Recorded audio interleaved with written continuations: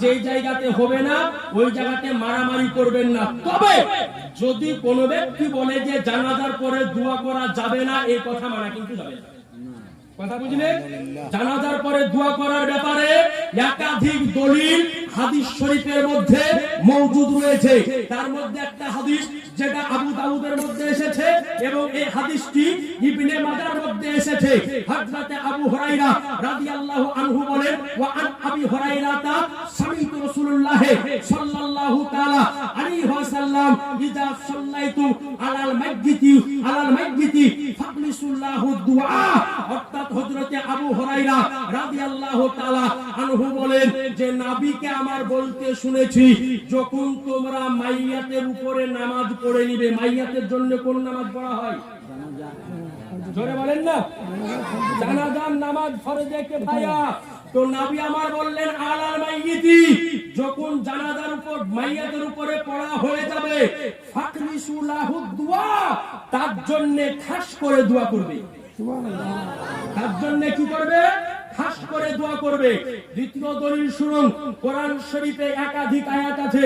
এর মধ্যে কিছু আয়াতকে বলা হয় মুতলাক, কিছু আয়াত আছে খাস, কিছু আয়াত আছে আম খাস মুতলাক, এরকম আয়াতের ভাগ আছে। এর মধ্যে কিছু আয়াত আছে মুতলাক। মুতলাক কাকে বলা হয়? যার জন্য কোনো নির্ধারিত হয় না।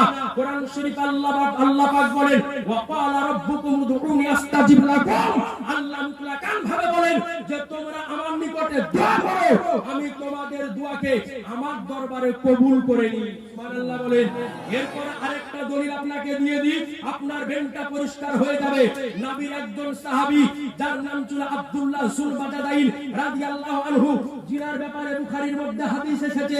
এই আব্দুল্লাহ যুলবাজাদাইন রাদিয়াল্লাহু তাআলা আনহু তাবুকের যুদ্ধের প্রান্তরে রাস্তাতে ইন্তেকাল করেছিলেন।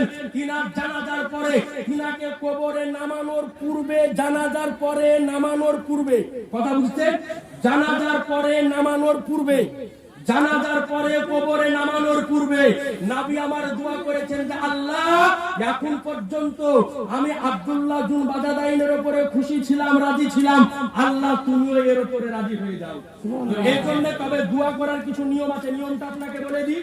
জানাজার পরে যদি দোয়া করতে হয়, তো হয় আপনাকে জানাজার নামাজ সালাম ফিরানোর পরে কাতারটা ভেঙে দিতে হবে, আর না হলে সকলে মিলে বসে দোয়া করতে হবে। কেন?